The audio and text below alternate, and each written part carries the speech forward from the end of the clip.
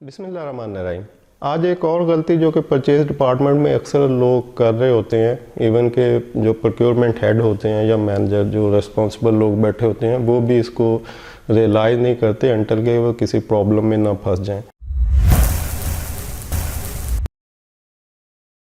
अस्सलाम वालेकुम दोस्तों, ये प्रोक्योरमेंट प्रोफेशन और हमारा आज का टॉपिक है प्रोक्योरमेंट मैनुअल पार्ट 2।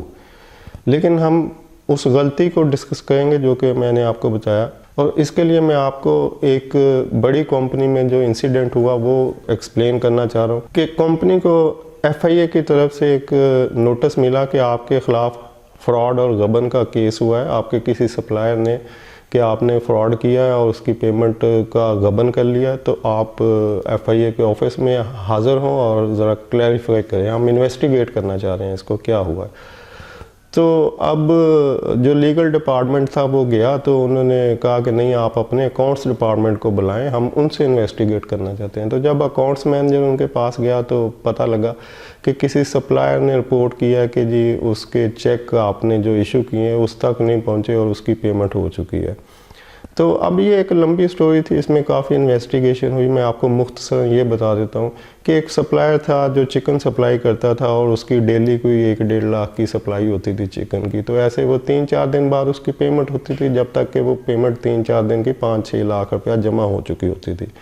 अब जो सप्लायर का रिप्रेजेंटेटिव वहाँ पर आता था सप्लाई के लिए और फिर पेमेंट कलेक्ट करने के लिए, तो उस बंदे ने 3-4 मुख्तलिफ कंपनियों से, जिसमें से एक ये भी कंपनी थी, उसने हर कंपनी से 2-2, 3-3 पेमेंटें जो थी उनकी कलेक्शन करके उसी कंपनी के नाम का एक अकाउंट खुलवाया और उसमें उस चेक जमा करवा के उसको पेमेंट ड्रा की और गायब हो गया। तो इस तरह से कोई 50-60 लाख रुपए की पेमेंटें जो हर कंपनी से 2-2, 3-3 चेक उसने कलेक्ट किए, 2-2, 3-3 टर्न्स के, वो सारे ड्रा किए, इनकैशमेंट ली और चला गया। तो अब उस कंपनी ने FIA में जब केस किया उस बंदे के खिलाफ भी और उन सारी कंपनियों के जहाँ से वो चेक लेके गया था, तो उस सप्लायर ने अपना केस जब FIA में किया तो उसने कहा जी मैंने तो इन लोगों से पेमेंट लेनी है जिनको मैंने माल दिया है, तो मुझे नहीं पता कि वो बंदा ले गया या कोई और ले गया, कौन ले गया, मुझे तो इसका इल्म ही नहीं है। तो अब FIA ने पूछा अकाउंट्स वालों से कि भाई आपने क्यों उस बंदे को चेक दे दिया, आपका वेंडर तो ये बंदा है। तो उन्होंने कहा जी इसकी तरफ से यही बंदा आ रहा था, ये बंदा डिलीवर करता था, यही चेक रिसीव करता था और काफ़ी अरसे से आ रहा था, हमें तो इसके बारे में कोई नहीं पता था कि ये बंदा ऐसे कर देगा।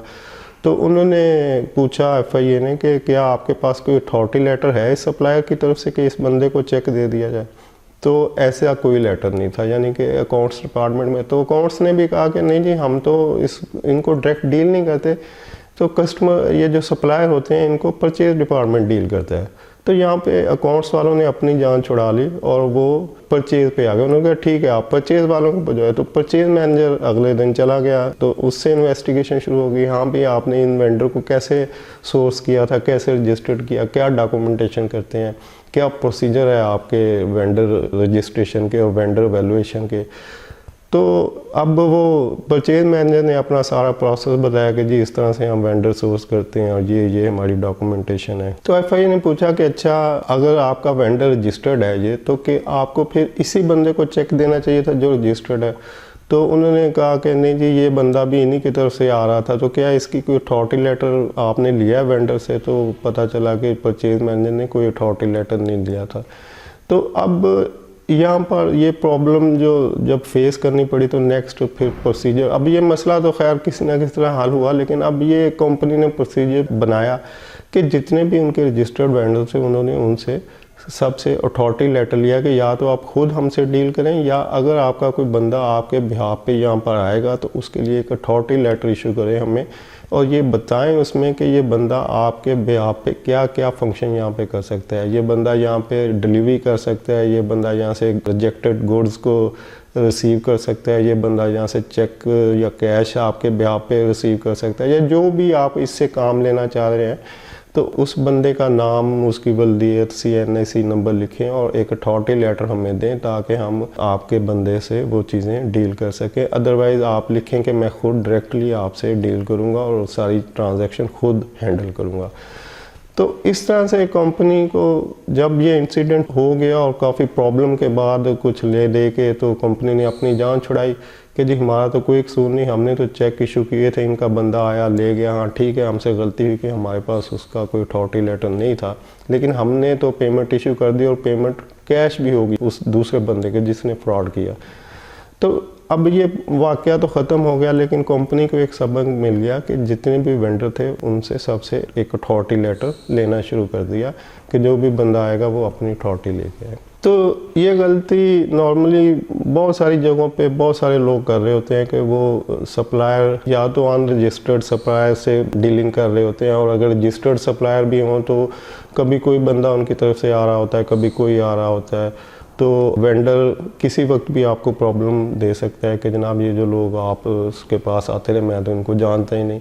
तो इसलिए आपको उन सबसे एक अथॉरिटी लेटर ज़रूर ले लेना चाहिए अपने सप्लायर से कि उसके बिहाफ पे कौन लोग आपके पास आके डील करेंगे। अब हमने शुरू में कहा था कि ये प्रोक्योरमेंट मैनुअल पार्ट 2 है, तो प्रोक्योरमेंट मैनुअल का इससे क्या ताल्लुक है? तो इसका ताल्लुक इसलिए प्रोक्योरमेंट मैनुअल से है कि अगर आपके पास प्रोक्योरमेंट मैनुअल नहीं होगा तो आप इस तरह की बहुत सारी गलतियां अपनी डेली रूटीन वर्क में कर रहे होंगे, क्योंकि अगर आपके पास मैनुअल है तो उसमें सारी चीज़ें डिफ़ाइन होती हैं, सारे प्रोसीजर एसओपी बने होते हैं, सब चीज़ें लिखी होती हैं कि आपने किस चीज़ को किस तरह से करना है। अगर आपने वेंडर रजिस्ट्रेशन करनी है तो आपने उसके लिए क्या क्राइटेरिया अडॉप्ट करना है और उससे क्या क्या चीज़ें। तो अगर आपके पास मैनुअल होता तो उसमें ये लिखा होता है कि भाई जब भी वेंडर को रजिस्टर करना है तो उससे उसके रिप्रेजेंटेटिव की एक अथॉरिटी भी लेनी है। तो अब चूँकि मैनुअल नहीं था तो वहाँ पे किसी को ये भी नहीं पता था कि ये काम भी होना चाहिए। तो मैनुअल आपको बहुत सारी मुसीबतों से बचा सकता है, क्योंकि जब भी आपने जो काम भी करना है अगर आप उसको मैनुअल से चेक कर लें कि एज़ पर मैनुअल हम कर रहे हैं, तो एक्चुअली मैनुअल कंपनी की पॉलिसी होती है, कंपनी ने डिफ़ाइन किया होता है कि आपने बेसिकली आप अगर आपकी कंपनी का टर्नओवर से के 10 बिलियन है एनुअली, तो आप उस 10 बिलियन का 60 to 70% फंड जो है परचेज डिपार्टमेंट खर्च कर रहा होता है। यानी कि अगर 10 बिलियन की टर्नओवर है तो उसमें 6 to 7 बिलियन जो है वो परचेज डिपार्टमेंट के थ्रू खर्च हो रहा होता है। तो इतनी बड़ी अमाउंट जब आप लोग खर्च कर रहे हैं तो उस अमाउंट की रिस्पॉन्सिबिलिटी भी आप पे होती है। तो बड़ी कंपनियों में तो ये बहुत ही डेंजरस चीज़ है कि आप इतनी बड़ी बड़ी ट्रांजैक्शन कर रहे हो और उसके पीछे कोई डॉक्यूमेंटेशन या कोई पॉलिसी ना हो।